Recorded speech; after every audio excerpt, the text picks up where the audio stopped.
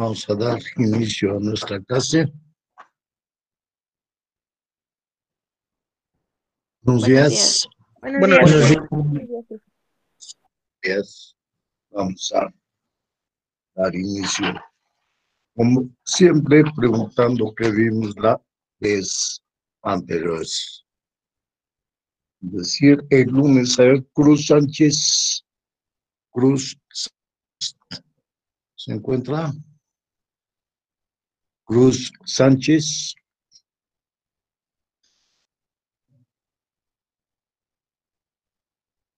González Martínez. González Martínez. Andrea.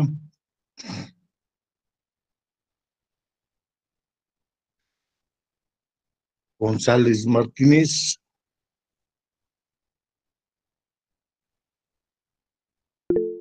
Moral.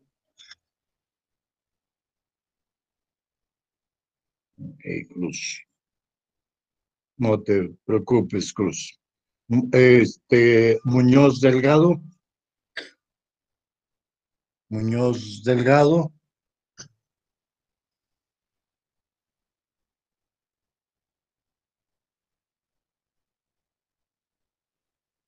Muñoz Delgado.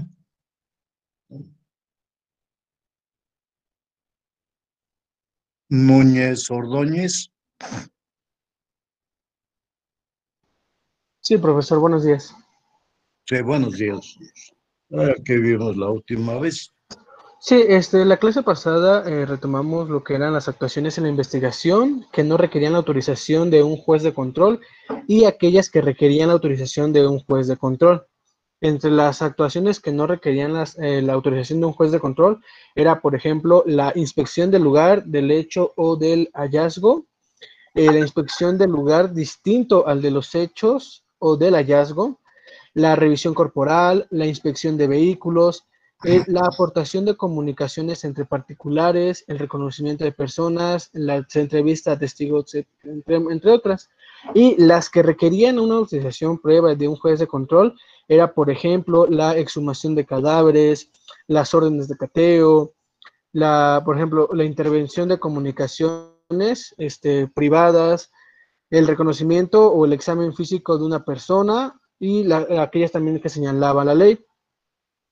Y de ahí tomamos lo que fueron las formas de terminación de la investigación. Estaba la facultad de abstenerse de investigar, que era cuando el Ministerio Público podría abstenerse de realizar la investigación, cuando los hechos que eran relatados en la denuncia o la querella no eran constitutivos de un delito. También estaba lo que era la de archivo temporal, la de no ejercicio de la acción. Y de ahí pasamos a lo que fue casos en las que operan los criterios de oportunidad, que era que cuando estaba iniciada la investigación y había un análisis previo de los objetivos de los datos, las disposiciones normativas que daba la Procuraduría, el Ministerio Público y ponderaría el ejercicio de la acción penal. Que también por ejemplo, los criterios de oportunidad que eran procedentes en los casos de, por ejemplo, cuando un delito que no tenga pena privativa de libertad tenía pena alternativa o pena privativa de libertad cuya punibilidad era de 5 años de prisión, o también otra que era cuando el imputado había sufrido como consecuencia directa del hecho delictivo. Eso fue lo que fuimos la clase pasada, bueno, parte de lo que vimos la clase pasada, entre ellas las etapas de la investigación también fue un tema que abarcamos. Ok, gracias. Sí. A ver, Sánchez Gallardo. Sánchez Gallardo. Gallardo. Ramírez Núñez.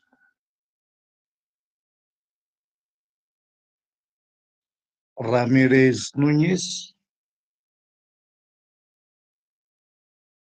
Ramírez Núñez. Ramírez Cruz.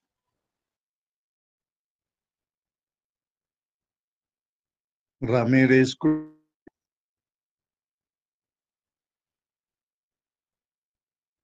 Ramírez Cruz. Ramírez Nieto. Ramírez Nieto.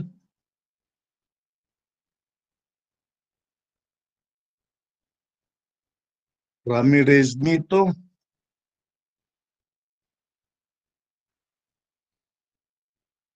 A ver, Bucio Palma.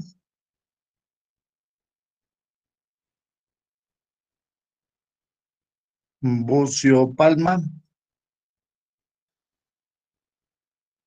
Bucio Palma.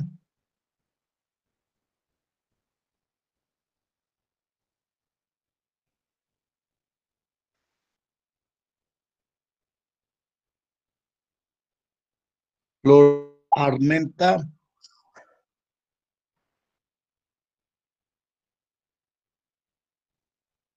Flores Armenta.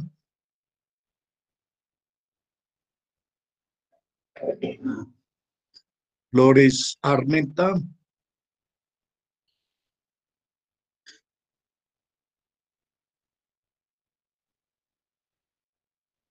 ¿No?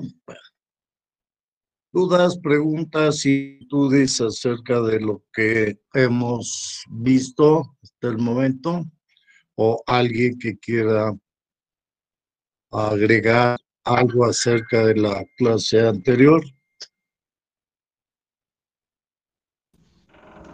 Profesor, tengo una pregunta rápida. Dime, González. Disculpe, cuando alguien no le contesta a usted, en realidad, ¿qué tan perjudicial es para nosotros? ¿Perdón? Cuando No te alguien, escuché bien la pregunta. sí, cuando usted nos pide que digamos lo de la clase anterior y alguien no le Sí. contesta, ¿qué tan perjudicial es? No, pues nomás le pongo falta, como si no hubiera asistido a clase. Digo, Ok. porque si no me contesta es porque no está en clase, ¿no? O sea, como no tengo la lista, como no paso, para no perder tiempo, pues no pasamos lista, ¿no? Que pasar lista de 80 gentes, pues nos llevaría bastante tiempo, ¿va? Entonces, bueno, aquí lo que yo hago es, quien no contesta, pues es porque no está presente, que está ausente, ¿sí? Es lo mínimo que puedo pensar, no voy a decir, salvo que, por ejemplo, si te estoy viendo aquí en la pantalla, que estás presente y te pido que des la clase y no me contestas, pues en ese caso te pondría una nota mala en la participación, ¿sí? Si te estoy viendo aquí en la pantalla, que estás lista, o bien acá lista, ya ves que a un lado está la lista de personas que están conectadas, ¿sí? Si yo la veo, que esta normalmente no la veo, ¿no? Porque pues, aparece nada más un nombre y un apellido, entonces no sé si está no presente la persona a la que... Entonces, si por suerte o mala suerte, a quien le pregunta la clase está aquí en la pantalla, ya es que aquí en la pantalla aparecen 6, 7, 8, 10 gentes, entonces, si le pregunto y no me contesta, pues es como si,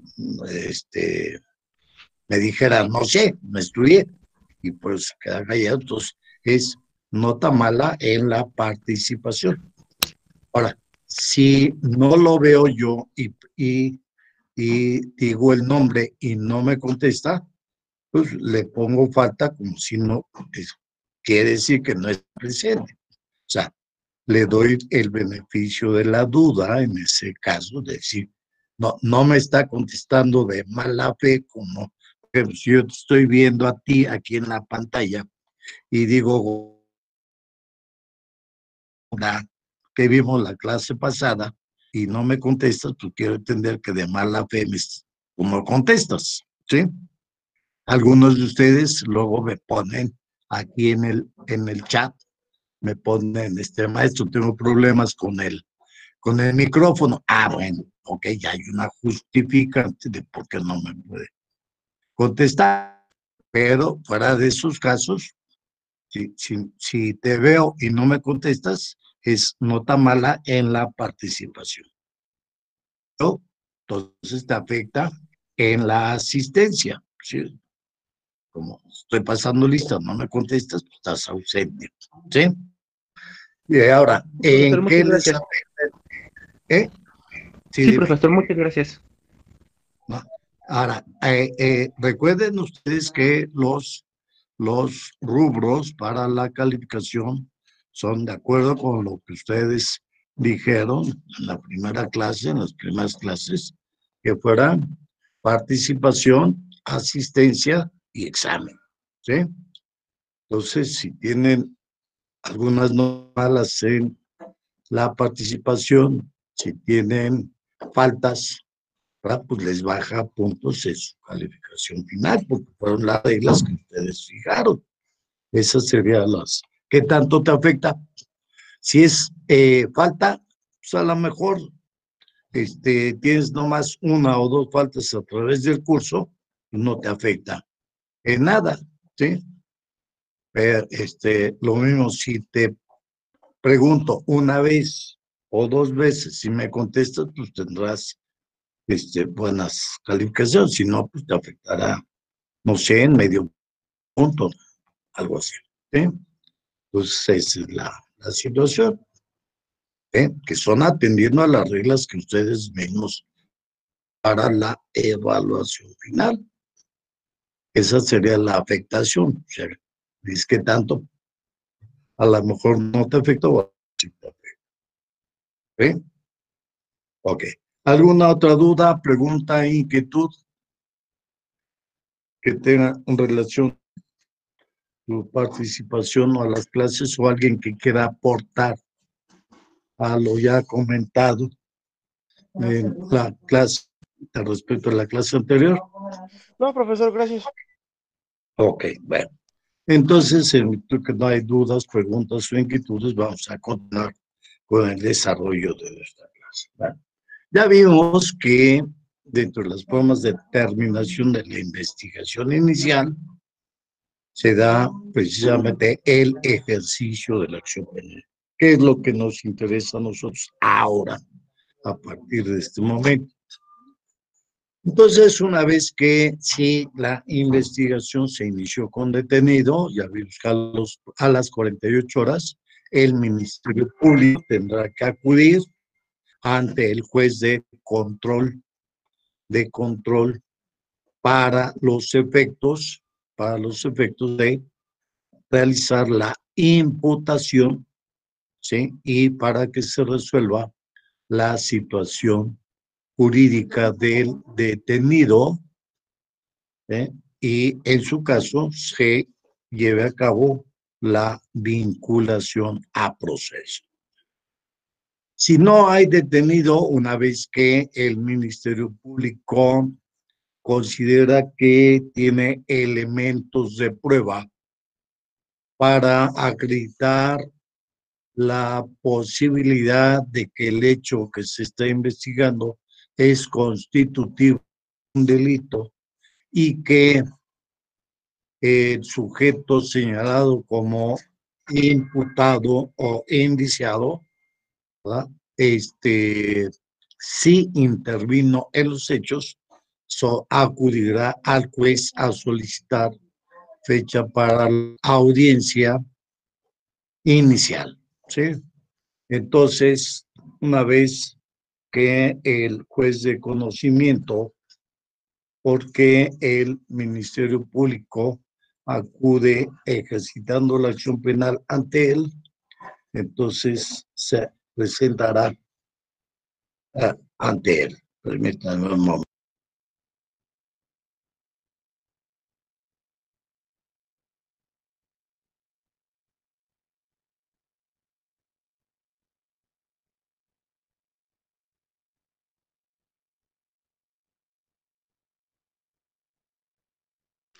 Profesor, no sé si soy yo, pero creo que no se escucha. Sí, permítame un momentito, Tatito. Ah, perdón.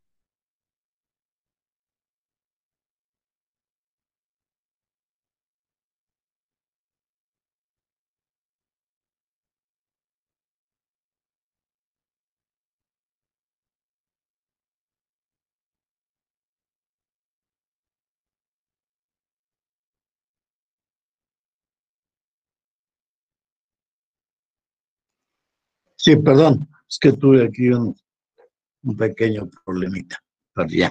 Ok, entonces decía, ya se acude al juez, si no hay detenido, el juez solicita, fija fecha, citando al indiciado o girando orden de aprehensión o de presentación, según sea el caso, para que comparezca. Y si es con detenido, dentro de las 48 horas, el Ministerio Público pone a disposición al detenido ante el juez de control para dar inicio a la audiencia inicial. ¿Sí? En esta audiencia inicial se van a ver varios aspectos. Les voy a compartir la pantalla para que vean ustedes el desarrollo de esto. ¿Sí?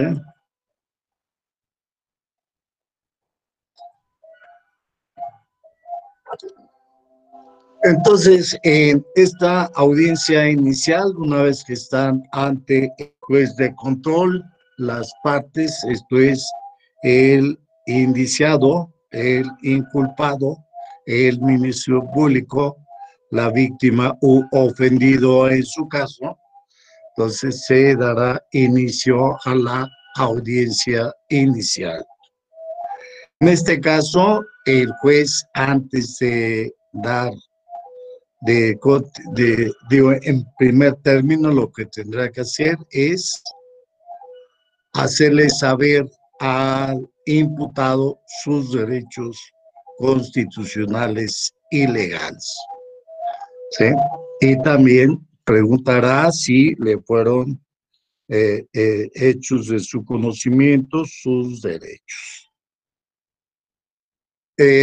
Acto seguido, el Ministerio Público formulará la imputación para que el imputado declare si es que así lo desea o no.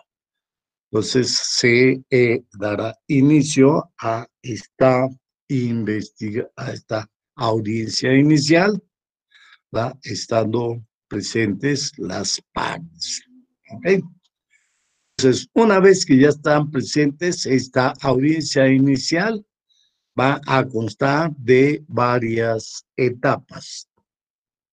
En el caso de que se lleve a cabo con detenido, la primera fase será del control de la detención. Después se pasará a la siguiente etapa, que es lo relativo a la imputación.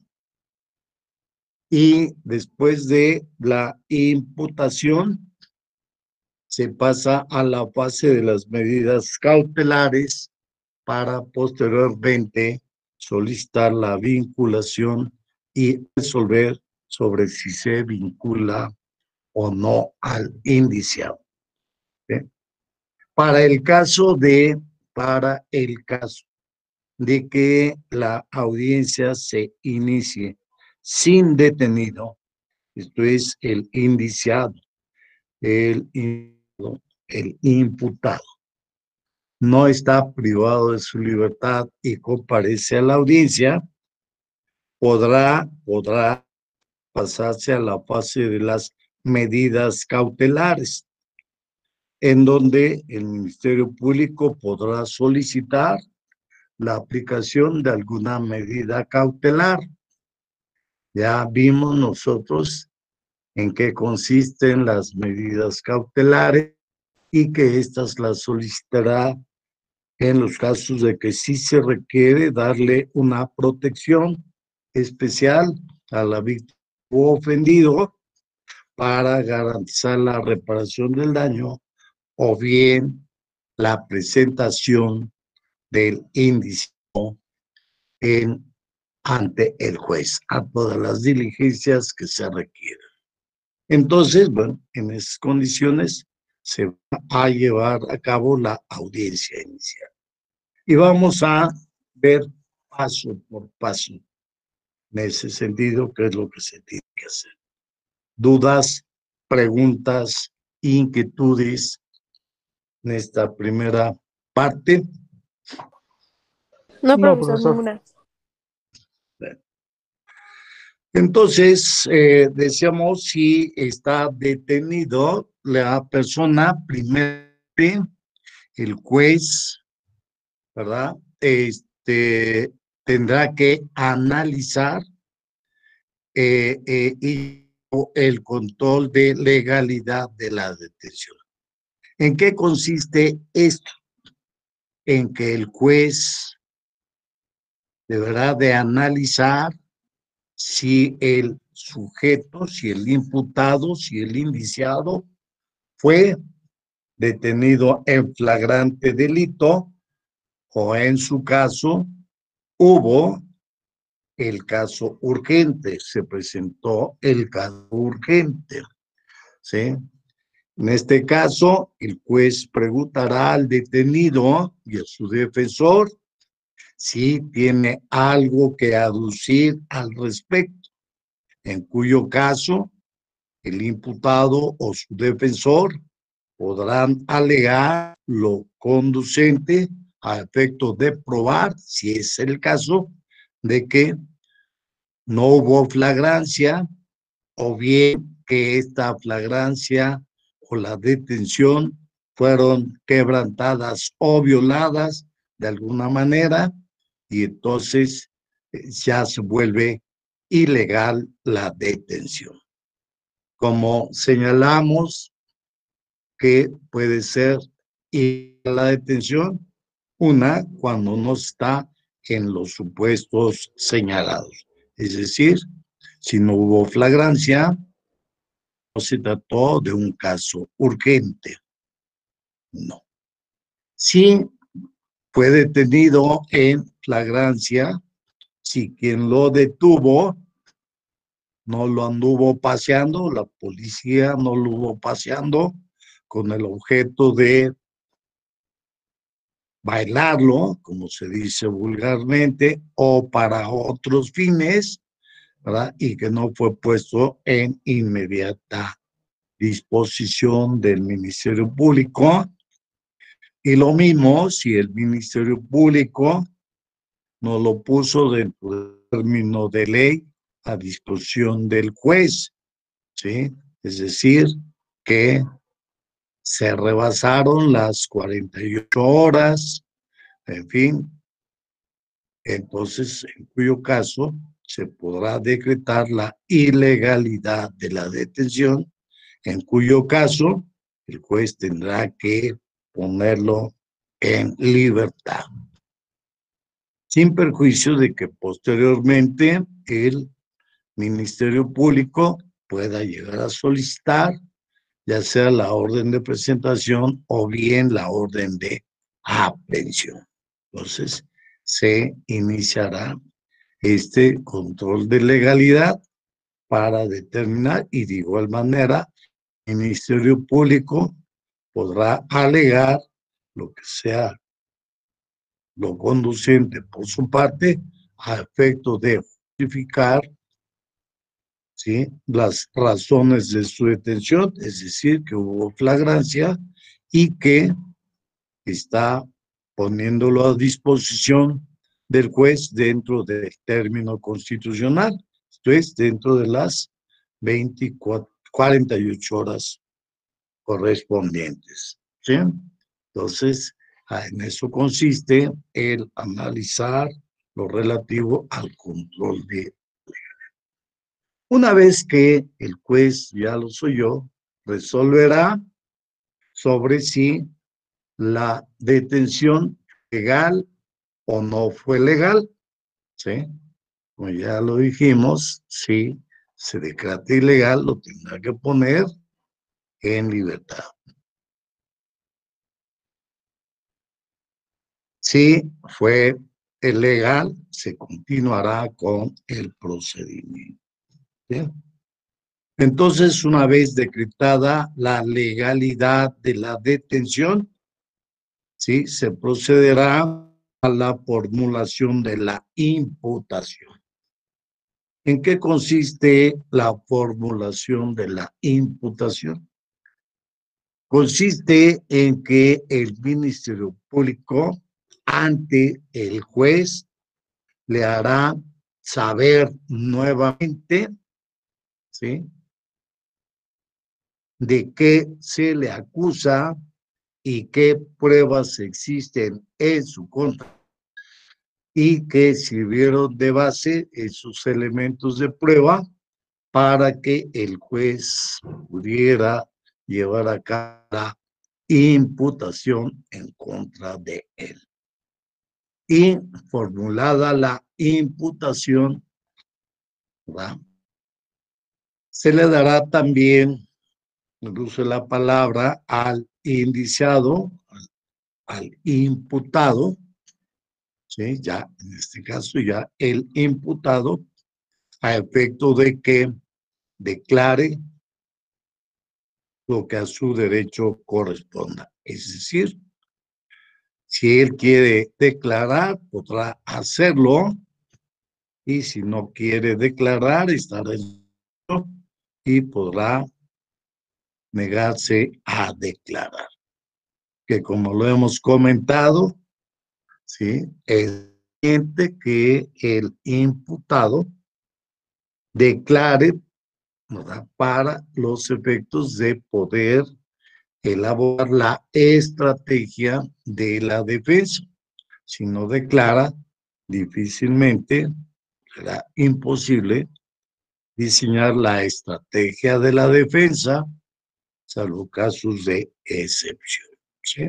Sería recomendable que no de dudas, preguntas, inquietudes. No, profe, todo claro. No, profe.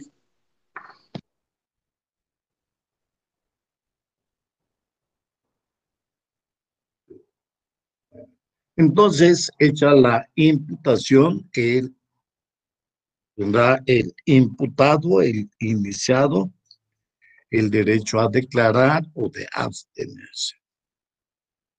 Si en ese momento, si el Ministerio Público va a solicitar una medida cautelar, que normalmente en estos casos, cuando está comido, es porque seguramente o debe decretar la prisión preventiva, elementos de prueba para fundamentar su petición de prisión preventiva.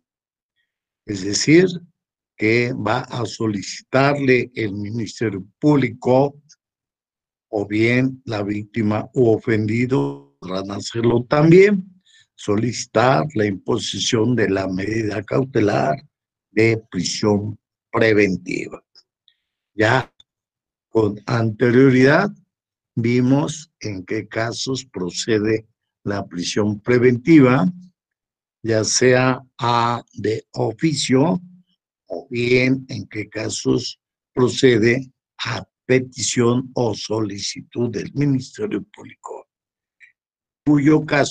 en cuyo caso, ¿sí?, el juez resolverá previamente, antes de la apelación, resolverá sobre la procedencia o improcedencia de las medidas, o sea, de esta medida cautelar de la prisión preventiva. Si se va a aplicar alguna otra medida cautelar, podrá hacerse en ese momento o con posterioridad que el juez le aplique alguna otra medida cautelar diversa de la de prisión preventiva. Hecho esto, tendrá que formularse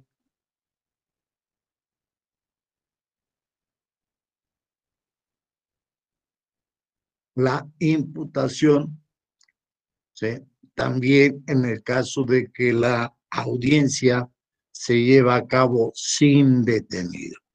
¿Sí? ¿Cuál es el procedimiento para la formulación de la imputación? Una vez que se ha, en su caso, decretado o resuelto sobre la legalidad de la detención, o bien que el imputado se presentó a la audiencia inicial sin que hubiera orden de presentación, el Ministerio Público hará la imputación. ¿Sí?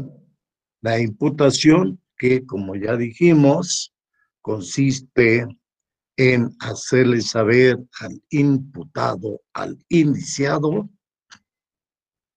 ¿sí?, los hechos que se le atribuyen, ¿sí? O sea, de qué se le acusa, su calificación legal, es decir, el nombre técnico, así como la fundamentación del artículo o de los preceptos legales que describen la figura delictiva, señalándole día, lugar y modalidades de la comisión del hecho, es decir, todas las circunstancias en que se cometió el hecho, así como también los elementos de prueba para su participación, señalando quién o quiénes declaran en su contra, ¿sí?, para que él tenga modo de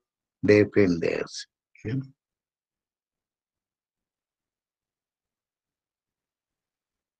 Esto se le dará el uso de la palabra al imputado para que éste declare, ¿sí? Porque ya sabrá de qué se le acusa, cuándo, dónde, a qué horas, en qué circunstancias, y podrá él ya defenderse en este caso. Entonces, en eso consiste el derecho de defensa indiciado o del imputado para estos efectos. ¿Sí?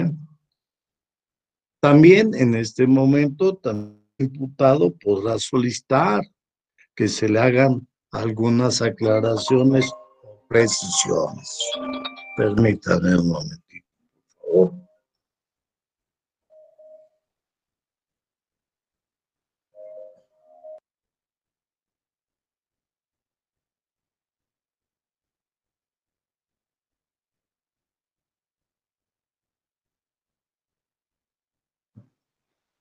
Sí, entonces, dudas, preguntas, inquietudes hasta este momento.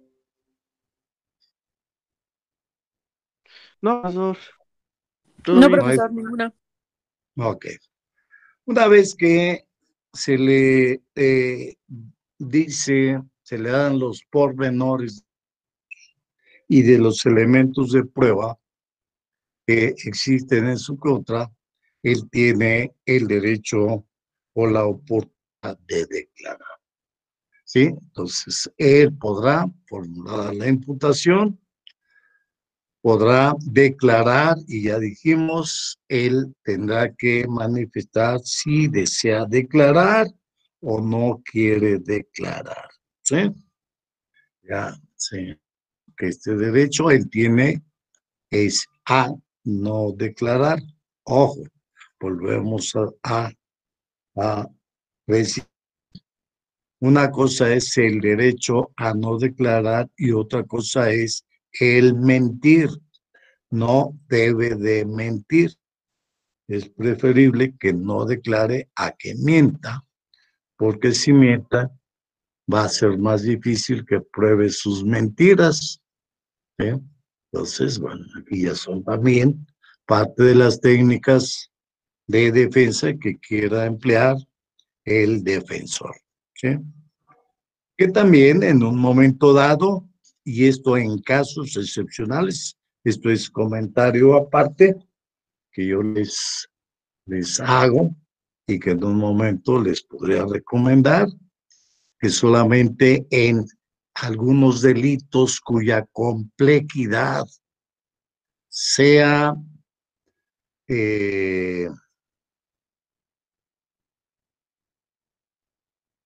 mayor, es decir, que sean delitos que requieran de una mayor complejidad para su integración, en esos casos sería recomendable que no declarara y que desde ese momento se anunciara que se va a llevar una defensa pasiva. ¿En qué consiste la defensa pasiva? La defensa pasiva es en el sentido de que la defensa, el imputado, el indiciado, no van a hacer nada en lo absoluto, nada. Es decir, no va a declarar y no va a aportar ninguna prueba,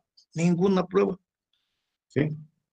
Y en estas condiciones le está dejando toda la carga de la prueba al Ministerio Público, así como a la víctima u ofendida, ¿sí? Porque acuérdense ustedes que en el actual sistema de justicia penal existe el principio de presunción de inocencia y que en este caso la carga de la prueba recae en el Ministerio Público. El procesado, el indiciado, el imputado no tiene que probar nada, ¿sí? Sino que es el Ministerio Público. En eso consistiría la defensa pasiva y es conveniente manifestarla, ¿sí? Lo más pronto posible, ¿sí? O cuando sea lo más pertinente para el caso, incluso para los efectos de que más adelante no se le puede exigir responsabilidad al defensor por no llevar a cabo una defensa adecuada, ¿sí? Entonces, ojo, caso. Fuera de esos casos, como ya lo he comentado, es pertinente que el inculpado, que ya en este caso ya el imputado, declare para poder elaborar la estrategia de defensa, máxime si existen algunas atenuantes o justificantes o excluyentes del delito. Pues es el momento procesal oportuno para empezar a formular la estrategia de la defensa. ¿Okay? ¿Dudas, preguntas, inquietudes?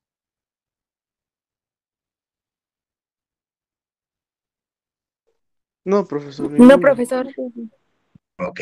Formulada la imputación y otorgado el derecho a declarar al imputado, y si éste declara o no, una vez hecho esto y hechas las aclaraciones en su caso o precisiones en su caso, solicitará la vinculación a proceso. ¿Okay? Es decir, el Ministerio Público le solicitará juez de control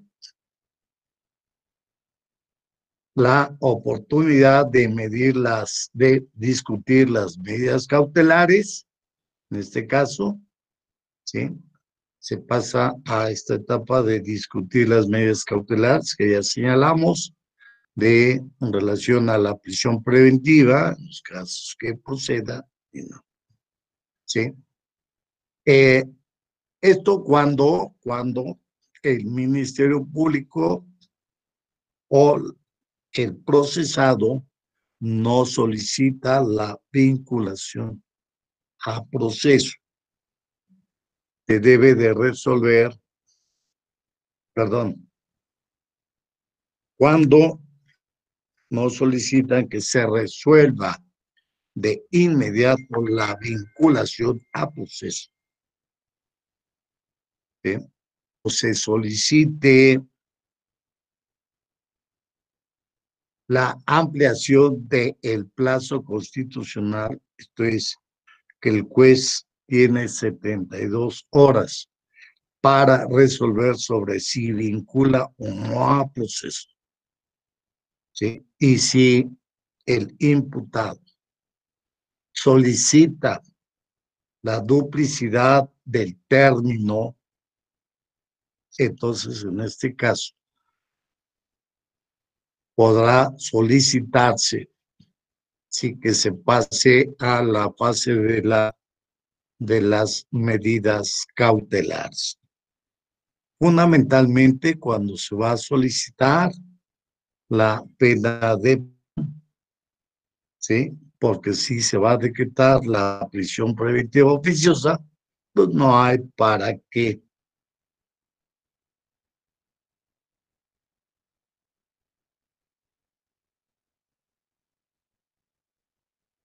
Oficio, ¿por qué? Porque así lo señala la ley, es prisión preventiva oficiosa. Y entonces el juez deberá de resolver dentro del término constitucional o bien dentro del término de solicitado para la ampliación de dicho plazo, resolverá si se vincula o no se vincula a proceso. ¿Bien? Llegado el plazo o antes, ¿sí? El juez podrá resolver sobre la vinculación a proceso.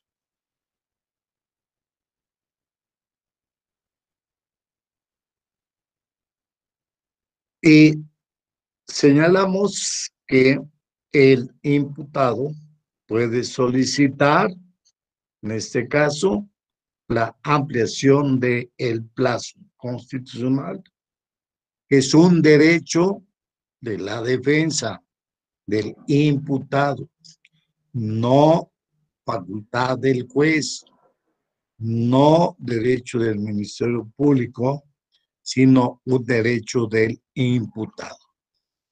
Es un derecho que debe ejercitar además debidamente fundado.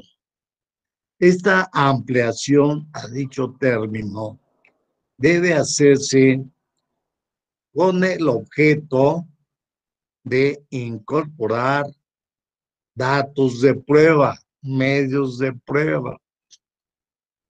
Si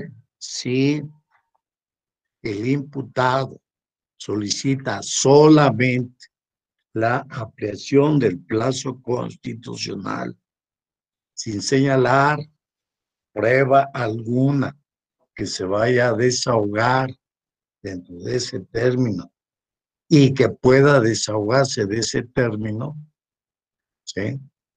Entonces el juez no debe de conceder la ampliación. Si se ofrecen pruebas y dichas pruebas se pueden desahogar dentro de ese plazo constitucional, sí podrá decretar la ampliación del plazo constitucional, ¿sí? No lo que pasa en la práctica, que les piden, ya sea al defensor o al imputado, que pidan la ampliación del término, así lisa y llanamente, ¿sí?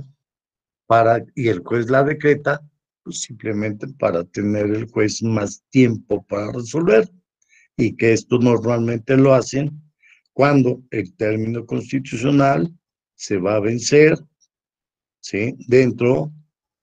En días y horas inhábiles, ¿sí? Es decir, un sábado, un domingo, ¿sí? Y entonces para efecto de no tener que trabajar sábado y o domingo, piden la ampliación del término para entonces poder resolver hasta el miércoles siguiente, ¿sí? Entonces, bueno, eso es lo que no debe de ser, no debe hacerse, ¿ok? Si se ofrecen pruebas, si se ofrecen pruebas y son de las que se pueden desahogar dentro de ese término, ¿sí? De las 144 horas o menos, entonces se señalará fecha y hora para el desahogo de las mismas.